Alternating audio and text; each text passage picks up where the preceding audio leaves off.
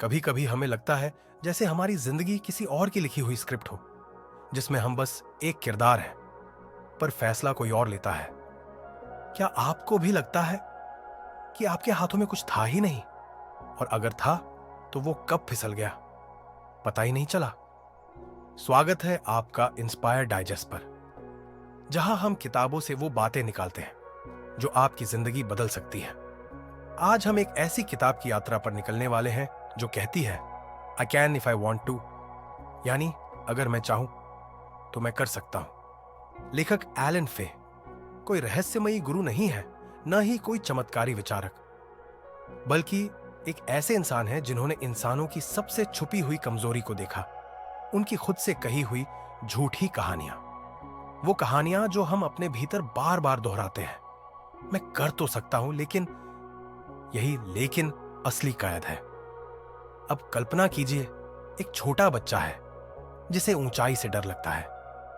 हर बार जब वो झूले की तरफ बढ़ता है, उसका पैर रुक जाता है, लेकिन कोई उसे जोर से नहीं पकड़ता, कोई रस्सी उसे नहीं बांधती, फिर भी वो नहीं झूलता। क्यों? क्योंकि उसके भीतर एक आवाज है जो कहती है तू गिर जाएगा। एलन फे कहते हैं हमारी ज्यादातर सीमाएं असल में हमारे अंदर की आवाजें हैं, बाहरी बंदिशें में नहीं। जब आप किसी काम को टालते हैं तो सच क्या होता है? आप में काबिलियत नहीं है या इरादा नहीं है। फे इस किताब में हमें यह सिखाते हैं कि जब भी आप कहते हैं मैं नहीं कर पाया, तो उसका असली मतलब होता है मैंने नहीं चाहा। अब सोचिए, अगर आप मान लें कि हर टला हुआ फैसला, हर छूटी हुई संभावना बस इसलिए थी क्योंकि आपने उसे सच में नहीं चाहा, तो क्या आप खुद से नजरें मिला पाएंगे? यहीं से शुरू होती है हमारी पहली यात्रा आत्मबोध की। एलन फे हमें सबसे पहले यह समझने को कहते हैं कि हमें अपनी जिम्मेदारियों को कबूल करना होगा। यह आसान नहीं है। ज्यादातर लोग इस पहले मोड़ पर ही वापस लौट जाते हैं। हम अक्सर कहते हैं मेरे पास टाइम नहीं है, मेरे पास पैसा नहीं है, मेरे हालात ठीक नहीं है। लेकिन फे पूछते हैं क्या आपने सच में कभी चाहा? क्योंकि अगर चाह होती तो रास्ता बनता, और अगर नहीं बना तो शायद आप झूठ बोल रहे थे खुद से। एक बार एक लड़की फे के पास आई। उसने कहा मैं अपने माता पिता की बहुत इज्जत करती हूं, लेकिन मैं अब आजाद होना चाहती हूं। फे ने पूछा क्या तुम आजादी चाहती हो या अपने माता पिता की इज्जत बनाए रखते हुए आजादी चाहती हो? लड़की चुप हो गई, क्योंकि सच्चाई ये थी वो अपने मां बाप को दुखी नहीं करना चाहती थी। यानी आजादी उसने नहीं चाही थी, उसने शांति चाही थी, संघर्ष से बचना चाहा था। फे हमें बार बार ये दिखाते हैं कि हम जो नहीं करते उसका कारण काबिलियत नहीं, बल्कि हमारी प्राथमिकताएं होती है, और यह बात जितनी सीधी है उतनी ही चुभती है। अब सोचिए, आपकी जिंदगी के वो काम जो आप अब तक टालते आए हैं, क्या वो सच में असंभव थे, या आपने उन्हें कभी पूरी तरह चाहा ही नहीं? फे कहते हैं इच्छा है चुनाव, एंड चॉइस मीन्स रिस्पॉन्सिबिलिटी, यानी चाह एक चुनाव है और चुनाव मतलब जिम्मेदारी। जब हम कुछ नहीं करते तो हम सिर्फ डर या हालात के शिकार नहीं होते, हम अपनी जिम्मेदारी से भाग रहे होते हैं। तो अगली बार जब आप कहें मैं नहीं कर सका, रुकिए, सोचिए क्या मैंने चाहा भी था? यहीं से कहानी आगे बढ़ती है। अब आप तय करते हैं कि आप किन बातों की जिम्मेदारी लेने को तैयार हैं, और जब आप एक बार मान लेते हैं कि आप ही अपनी जिंदगी के निर्देशक हैं, तब शुरू होता है असली बदलाव। फे आगे कहते हैं कि जब कोई कहता है मैं नहीं कर सकता, तो अक्सर वो कहना चाहता है मैं नहीं करना चाहता। अब सवाल ये नहीं कि आप क्या कर सकते हैं, सवाल ये है आप क्या करना चाहते हैं। इस सोच से इंसान को तकलीफ होती है, क्योंकि ये सोच उसे मजबूर करती है अपनी कमजोरियों का सामना करने को। लेकिन यही वो मोड़ है जहां बदलाव संभव है, और यही पहला पड़ाव है हमारी इस यात्रा का, अपने बहानों से टकराना। आपको क्या लगता है, आपकी जिंदगी के कौन से फैसले सच में आपके थे, और कौन से आपने समाज, परिवार या डर की वजह से लिए? एलन फे हमें दूसरे पड़ाव पर एक अजीब लेकिन जरूरी बात सिखाते हैं। ज्यादातर लोग कभी खुद के लिए जीते ही नहीं, वे दूसरों की उम्मीदों, परंपराओं और डरों से संचालित होते हैं। लेकिन जब आप कहें मैं कर सकता हूं अगर मैं चाहूं, तो इसका मतलब है आप पहली बार अपने मन की सुन रहे हैं। फे बताते हैं, एक आदमी उनके पास आया और बोला, मैं अपनी नौकरी से नफरत करता हूं, लेकिन मैं इसे छोड़ नहीं सकता क्योंकि मुझे परिवार चलाना है। फे ने मुस्कुराकर पूछा, क्या तुम अपनी नौकरी छोड़ सकते हो अगर चाहो? आदमी बोला, हां, लेकिन फिर मेरी जिंदगी बर्बाद हो जाएगी। फे बोले, तो तुमने चुनाव कर लिया नौकरी को बनाए रखने का। अब यह कहना बंद करो कि तुम मजबूर हो, क्योंकि तुम मजबूर नहीं हो, तुमने अपनी प्राथमिकता चुनी है। यह बात सुनकर वो आदमी गुस्से में चला गया, लेकिन कुछ दिन बाद वापस लौटा, शांत और जिम्मेदारी से भरा हुआ। उसने कहा, अब मैं मानता हूं कि मैंने ही अपनी जिंदगी का यह रास्ता चुना है और अब मैं इसे बदलने के लिए तैयार हूं। यह फे हमें सिखाते हैं कि असली ताकत तब आती है जब आप मान लेते हैं कि हर चुनाव आपका खुद का था, चाहे वो अच्छा हो या बुरा। अब एक और कहानी। एक महिला जो कई सालों से रिश्ते में थी लेकिन खुश नहीं थी। उसने कहा, मैं उसे छोड़ना चाहती हूं लेकिन मैं ऐसा कर नहीं सकती। फे ने पूछा, क्या तुम उसे छोड़ सकती हो अगर तुम चाहो? उसने कुछ देर सोचा और कहा, हां, लेकिन मुझे डर लगता है अकेलेपन का। फे ने जवाब दिया, तो तुमने अकेलापन न चुनने का फैसला किया है, इसका मतलब है तुमने उसे नहीं छोड़ा, यह तुम्हारा चुनाव था। यह सुनने में आसान लगता है, लेकिन भीतर तक हिला देने वाली बात है, क्योंकि इसका मतलब है आप अपनी जिंदगी के दुखों के लिए भी जिम्मेदार हैं, और जब आप ये मान लेते हैं तभी आप उन्हें बदलने की ताकत जुटा पाते हैं। फे बार बार कहते हैं, जिम्मेदारी लेने का मतलब है खुद को अपने फैसलों का निर्माता मानना। अब चाहे वो फैसले आपको खुशी दें या दुख, वे आपके अपने होंगे। लेकिन यहां एक और गहराई है, चुनाव का डर। क्या आपने कभी गौर किया है कि हम चुनाव करने से क्यों डरते हैं? क्योंकि अगर हम चुनाव करते हैं और वो गलत साबित होता है तो किसी और को दोष नहीं दे सकते। लेकिन फे कहते हैं, ये डर ही आपको कमजोर बनाता है। जब आप कहते हैं मैं कुछ नहीं कर सका क्योंकि हालात ऐसे थे, तो आप खुद को एक पीड़ित के रूप में देखते हैं। लेकिन जब आप कहते हैं मैंने हालातों में भी चुनाव किया था, तो आप शक्तिशाली बनते हैं। एक और कहानी। एक युवक फे के पास आया और कहा, मैं एक लेखक बनना चाहता हूं, लेकिन मुझे डर है कि लोग मेरी किताब नहीं पढ़ेंगे। फे ने कहा, तुम्हें लेखक बनने से ज्यादा डर को टालने में दिलचस्पी है। यानी उसका असली उद्देश्य लेखक बनना नहीं था, बल्कि नाकामी से बचना था। यह फे हमें सिखाते हैं कि हमारी प्राथमिकताएं अक्सर भ्रम में लिपटी होती है। हम सोचते हैं कि हम कुछ बनना चाहते हैं, लेकिन वास्तव में हम जो चाहते हैं वो है सराहना, सफलता, सुरक्षा। फे कहते हैं, जब तक आप अपनी सच्ची चाह को नहीं पहचानते, आप अपने चुनाव में ईमानदार नहीं हो सकते। अब जरा रुकिए और सोचिए, क्या आपने जो चाहा है वो वाकई आपकी चाह थी, या वो चाह सिर्फ समाज की नजरों में एक बेहतर इंसान बनने की कोशिश थी? इसी मोड पर आकर फे हमें इंट्रोस्पेक्शन का एक टूल देते हैं। हर बार जब आप कुछ नहीं कर पाते, खुद से एक सवाल पूछिए, क्या मैंने इसे पूरी शिद्दत से चाहा था? और अगर जवाब नहीं है तो खुद को माफ कीजिए, लेकिन बहाने मत बनाइए, क्योंकि माफी से बदलाव की शुरुआत होती है और बहानों से पतन की।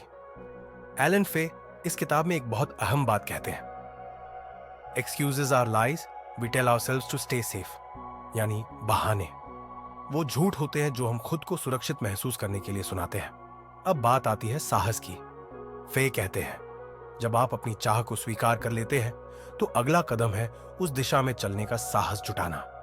और यह साहस पैदा होता है छोटे लेकिन ईमानदार कदमों से। एक युवक था जो मंच पर बोलने से डरता था। फे ने उसे कहा, क्या तुम चाहो तो एक बार बोल सकते हो? युवक बोला, हां शायद। फे ने कहा, फिर बस यही करो, एक बार बोलो, भले ही डर के साथ बोलो। और जब उसने ऐसा किया तो उसकी आवाज कांप रही थी, हाथ पसीने से भीग गए थे, लेकिन फिर भी उसने बोला। और यही उसका पहला असली कदम था। फे यहां एक और मूल मंत्र देते हैं, courage is not the absence of fear, it is the decision to act despite fear. यानी साहस का मतलब डर का ना होना नहीं है, बल्कि डर के बावजूद आगे बढ़ना है। और यही हम इस हिस्से के अंत की तरफ आते हैं, एक ऐसे मोड़ पर जहां आपको अपने बहानों को देखना है, अपनी सच्ची चाह को पहचानना है और फिर साहस के साथ पहला कदम उठाना है। तो अब तक आपने जाना, आप खुद ही अपनी सीमाओं के निर्माता हैं। आपके फैसले आपके ही चुनाव हैं। बहाने असल में आत्मरक्षा के झूठ हैं और डर के बावजूद चलना ही असली हिम्मत है। अब अगली बार जब आप रुक जाए तो खुद से पूछिए, क्या मैं चाह रहा हूं या बस सोच रहा हूं कि मुझे चाहिए? और जब जवाब मिले तो उसे दिल से स्वीकार कीजिए, क्योंकि वहीं से शुरू होती है असली आजादी। कल्पना कीजिए, आप किसी नदी के किनारे खड़े हैं, तेज बहाव है और अचानक किसी ने आपको धक्का दे दिया। आप गिरते हैं, बहाव में बहने लगते हैं। आपकी पहली प्रतिक्रिया क्या होगी? शायद डर, गुस्सा, चीख या किसी को दोष देना। लेकिन एलन फे कहते हैं, आपकी असली ताकत इस बात में नहीं है कि आपके साथ क्या हुआ, बल्कि इस बात में है कि आपने उसके बाद क्या किया। यहीं से शुरू होती है तीसरे हिस्से की सबसे अहम बात, रिस्पॉन्स ओवर रिएक्शन। फे बताते हैं, ज्यादातर लोग जिंदगी में रिएक्ट करते हैं, यानी जो कुछ होता है उसी के अनुसार बह जाते हैं। लेकिन बदलाव तब आता है जब आप रिस्पॉन्ड करना शुरू करते हैं, यानी सोच समझकर अपने चुनाव से कदम उठाते हैं। एक उदाहरण लेते हैं। एक युवक फे के पास आया। उसका बॉस हर दिन उसे अपमानित करता था। वो रोज गुस्से में घर लौटता था और कहता था, मैं मजबूर हूं, नौकरी नहीं छोड़ सकता। फे ने उससे पूछा, क्या तुम बॉस को जवाब देना चाहोगे? युवक बोला, हां, लेकिन फिर नौकरी चली जाएगी। फे बोले, तो तुमने नौकरी रखने का चुनाव किया है। अब यह मानो कि तुम जो सह रहे हो वो तुम्हारी ही पसंद है। यह सुनना आसान नहीं, लेकिन फे बार बार बताते हैं, control starts from with in. जब आप मान लेते हैं कि आपकी प्रतिक्रियाएं आपके नियंत्रण में है, तभी आप जिंदगी की कमान संभालते हैं। एक और कहानी। एक महिला अपने रिश्ते में दुखी थी। वो कहती थी, वो हर बात पर मुझसे लड़ता है, मुझे शांति चाहिए। फे ने पूछा, क्या तुमने कभी यह चुना है कि तुम हर लड़ाई में प्रतिक्रिया ना दो? महिला बोली, अगर मैं जवाब नहीं दूंगी तो वो और ज्यादा बोलेगा। फे बोले, क्या तुम शांति चाहती हो या नियंत्रण? और यही सवाल सब कुछ खोल देता है। कई बार हम सोचते हैं कि हम बदलाव चाहते हैं, लेकिन असल में हम चाहते हैं कि चीजें हमारे हिसाब से चलें। फे कहते हैं, control is not about changing others, it's about mastering yourself. अब सोचिए, आपकी जिंदगी में कौन सी परिस्थितियां ऐसी हैं जिन्हें आप बदल नहीं सकते, लेकिन आप अपनी प्रतिक्रिया जरूर बदल सकते हैं। यहीं पर फे एक सरल लेकिन प्रभावशाली अभ्यास बताते हैं, पॉज, थिंक, चूज।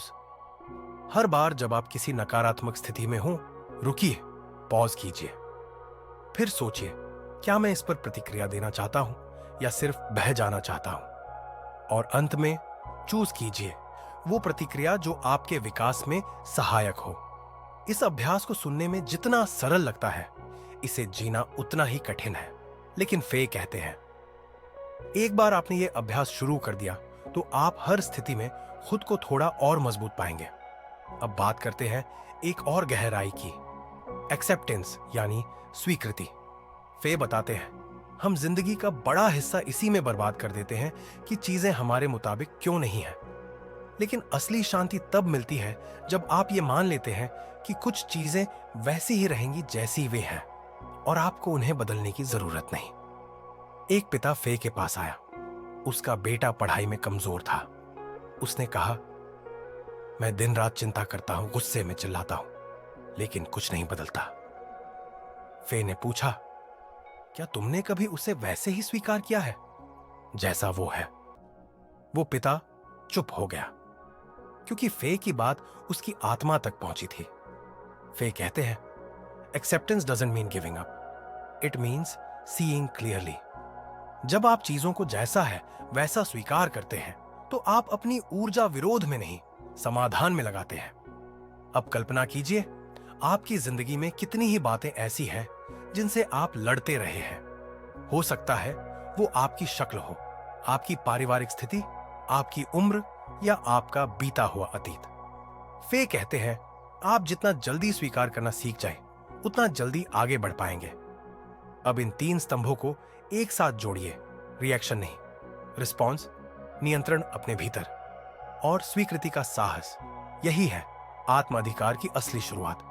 फे एक छोटी सी कहानी सुनाते हैं। एक बच्चा हर बार गेंद को दीवार पर मारता और जब वो वापस उसी तरफ आती तो वो चिढ़ जाता, उसे तोड़ने की कोशिश करता। लेकिन जैसे ही उसे समझ में आया कि दीवार को नहीं बदला जा सकता, उसने गेंद फेंकने का तरीका बदल दिया और धीरे धीरे खेल में माहिर हो गया। यही तो हम सबकी जिंदगी है। दीवारें नहीं बदलती, फेंकने का तरीका बदलना पड़ता है। अब सोचिए, क्या आप भी अपनी ऊर्जा उस दीवार से लड़ने में लगा रहे हैं जो कभी हिलने वाली नहीं? क्या वक्त नहीं आ गया कि आप अपना दृष्टिकोण बदलें? एलन फे कहते हैं, growth begins the moment you stop fighting with what you cannot change. और यही है तीसरे पड़ाव का सार, अपने भीतर वो शांति और नियंत्रण पाना जिससे आप बाहरी दुनिया को बदलने की कोशिश करना बंद कर देते हैं और खुद को बदलना शुरू कर देते हैं। जब आप अगली बार किसी ऐसी परिस्थिति में हों जो आपके हाथ में नहीं, तो याद रखिए, आपकी प्रतिक्रिया आपके हाथ में है और वही प्रतिक्रिया आपके भविष्य की दिशा तय करेगी। आपने कभी खुद से पूछा है, मैं खुद से क्या बातें करता हूं? क्योंकि एलन फे बताते हैं, हमारी असली दुनिया वही है जो हमारे भीतर चल रही होती है। बाहरी परिस्थितियां तो बस परछाइयां हैं, असली रोशनी या अंधेरा तो हमारी सोच से पैदा होता है। फे एक कहानी सुनाते हैं। एक महिला उनके पास आई जो खुद को हमेशा नीचा समझती थी। वो कहती थी, मैं कितनी भी मेहनत कर लूं, मैं कभी काफी नहीं बनती। फे ने मुस्कुराकर पूछा, तुम्हें यह बात किसने बताई? महिला बोली, किसी ने नहीं, मैं खुद महसूस करती हूं। फे बोले, तो अगर तुमने ही यह फैसला किया है तो क्या तुम इसे बदल भी सकती हो? यही है वो विचार जो इस हिस्से की नींव है। आपके विचार आपकी भावनाओं की जड़ है। जब आप कहते हैं, मैं डरपोक हूं, मैं काबिल नहीं हूं, मुझसे नहीं होगा, तो आप अपने अंदर एक अदृश्य पिंजरा बना रहे होते हैं। और फे कहते हैं, इन पिंजरों की चाबी भी आपके ही पास होती है। अब बात करते हैं सेल्फ टॉक की, यानी आप अपने भीतर क्या बोलते हैं। फे इसे आत्मा का संगीत कहते हैं। अगर यह संगीत डर, अपराध बोध और शर्म से भरा है तो आपका जीवन हमेशा एक बोझ की तरह महसूस होगा। लेकिन अगर यह संगीत हौसले, क्षमा और उम्मीद से गूंजता है तो वही जीवन एक अवसर बन जाता है। फे बताते हैं कि आपको अपने मन के भीतर के डायलॉग को बदलना पड़ेगा।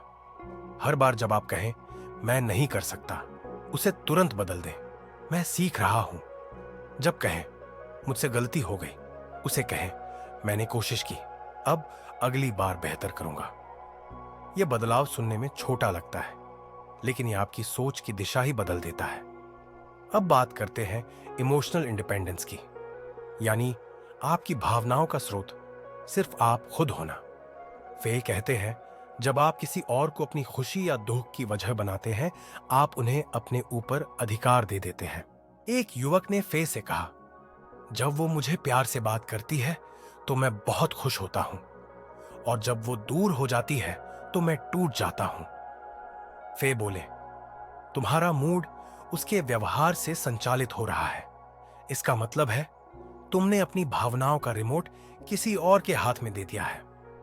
फे सिखाते हैं, इमोशनली फ्री होने का मतलब है आप यह तय करते हैं कि आप कैसा महसूस करेंगे, और वो तय होता है आपके अपने विचारों से, न कि किसी और के बर्ताव से। अब सोचिए, क्या आपकी भावनाएं आपके अपने हाथ में हैं, या वो किसी की बात, व्यवहार या नजरिए पर निर्भर है? फे एक अभ्यास सुझाते हैं, हर दिन अपने मन में होने वाले विचारों को एक नोटबुक में लिखिए, खास तौर पर तब जब आप दुखी, गुस्से में या डरे हुए हों। फिर उनमें से एक विचार चुनिए और पूछिए, क्या यह वाकई सच है, और क्या मैं इस सोच को बदल सकता हूं? यहां फे हमें बताते हैं, कि ज्यादातर डर और गलतफहमियां उन विश्वासों से पैदा होते हैं जो हमने बचपन या अनुभवों से बिना सवाल किए अपना लिए थे। जैसे, सफलता बहुत मुश्किल है, मैं अकेला कुछ नहीं कर सकता, दुनिया खतरनाक है, प्यार में हमेशा दर्द होता है। फे कहते हैं, इन पुराने विश्वासों को तोड़ना और नए विश्वास बनाना जिंदगी का सबसे शक्तिशाली काम है। एक महिला कहती थी, मुझ में आत्मविश्वास की बहुत कमी है। फे ने उससे कहा, क्या तुम किसी एक ऐसी घटना को याद कर सकती हो जहां तुमने बहादुरी दिखाई हो? उसने कहा, हाँ, एक बार मैंने ट्रेन में किसी की जान बचाई थी। फे ने मुस्कुराकर कहा, तो तुम में आत्मविश्वास की कमी नहीं, याददाश्त की कमी है। यही है चौथे भाग की गहराई। आप वो नहीं है जो आप सोचते हैं, आप वो हैं जो आपने खुद को बार बार बताया है। अब जरा थमिए और सोचिए, आज तक आपने अपने बारे में क्या क्या कहा है। वे हमें एक सरल बट ट्रांसफॉर्मेटिव एफर्मेशन तकनीक बताते हैं। हर सुबह आईने में देखिए और कहिए, मैं खुद की जिम्मेदारी लेता हूं, मैं वो कर सकता हूं जो मैं सच में चाहता हूं, मेरी भावनाएं मेरी अपनी है, मेरा अतीत मुझे परिभाषित नहीं करता, मेरा वर्तमान मेरी शक्ति है। यह अभ्यास अगर आप रोज करें तो आप अपने अवचेतन मन में नया बीज बोते हैं, आत्मसम्मान का, आत्मनिर्भरता का। अब बात करते हैं इमोशनल हीलिंग की। फे कहते हैं कि हम सबके भीतर कुछ न कुछ ऐसा जरूर होता है जो अधूरा है, जो दर्द देता है, लेकिन उस दर्द से बचना नहीं बल्कि उसे स्वीकारना और समझना असली उपचार है। एक युवक बचपन में पिता के कठोर व्यवहार से आहत था। फे ने उससे कहा, क्या तुमने कभी अपने उस छोटे बच्चे को गले लगाया है जो उस दर्द को सह रहा था? युवक चौंका, फिर कुछ देर बाद उसकी आंखों में आंसू थे। फे बोले, हीलिंग वहीं शुरू होती है जहां आप उस आंतरिक बच्चे को सुनते हो। अब आप सोचिए, क्या आपके भीतर भी कोई पुराना जख्म है जिसे आपने बस दबाया है? फे कहते हैं, सप्रेस मत करो, एक्सप्रेस करो, धीरे, समझदारी से, खुद से दयालुता के साथ। और सबसे अंत में फे हमें यह याद दिलाते हैं, आप बदलाव के लिए तैयार हो सकते हैं, लेकिन तभी जब आप अपने पुराने वर्जन्स को छोड़ने को तैयार हों। वो वर्जन जो कहता है मैं कुछ नहीं कर सकता, वो वर्जन जो डर में जीता है, वो वर्जन जो अप्रूवल चाहता है। फे हमें कहते हैं, से good by two the old you with respect and with courage. इसीलिए आज आप खुद से वादा कीजिए, आप अपने भावनात्मक रिमोट को किसी और को नहीं देंगे। आप अपनी सोच को नया आकार देंगे और हर बार जब नकारात्मक विचार आएंगे, आप पूछेंगे, क्या यह विचार मेरी ताकत बढ़ा रहा है या कम कर रहा है? कल्पना कीजिए कि आपके सामने 3 दरवाजे हैं। एक दरवाजा है जो आप बन गए हैं, दूसरा है जो आप बन सकते हैं, और तीसरा है जो आप डर के कारण कभी नहीं बन पाए। फे कहते हैं, हमारी जिंदगी अक्सर पहले और तीसरे दरवाजे के बीच झूलती रहती है।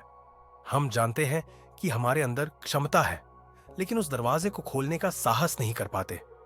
तो आखिरी भाग की शुरुआत होती है उस सवाल से, आप किस दरवाजे को चुनने जा रहे हैं?